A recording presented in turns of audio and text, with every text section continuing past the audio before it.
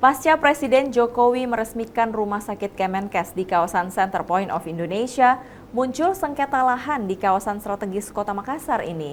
PT Gihon Abadi Jaya sebagai pemilik sebagian lahan di kawasan CPI melakukan penutupan jalan dengan menggunakan kawat berduri. Penutupan jalan ini sebagai bentuk tuntutan agar lahannya dikembalikan.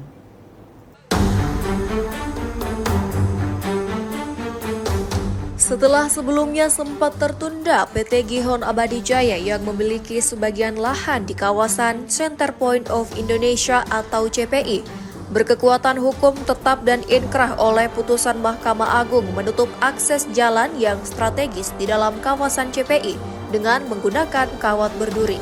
Lokasi yang menjadi klaim milik PT Gihon Abadi Jaya berdasarkan putusan MA berada tepat di antara patung ikan sepasang dan kantor marketing Citraland City.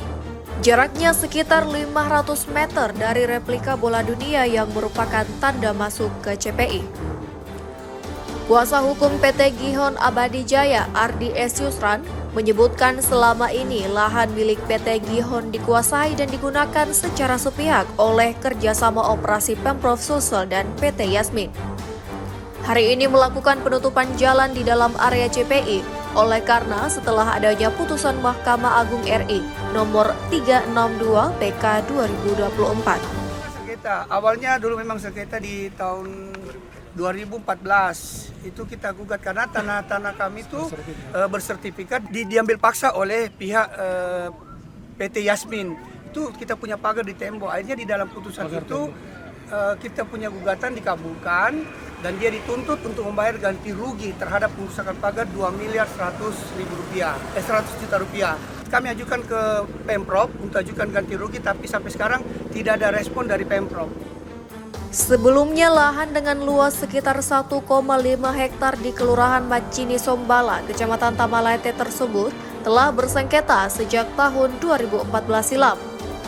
Oleh penggugat yakni PT Gihon Abadi Jaya menggugat pemerintah Provinsi Sulawesi Selatan dan PT Yasmin dengan dasar kepemilikan sertifikat tanah. Dan PT Gihon memenangkan gugatan yang dilayangkan atas kepemilikan lahan itu hingga ke tingkat Mahkamah Agung atau MA lewat putusan yang dikeluarkan di tahun 2017.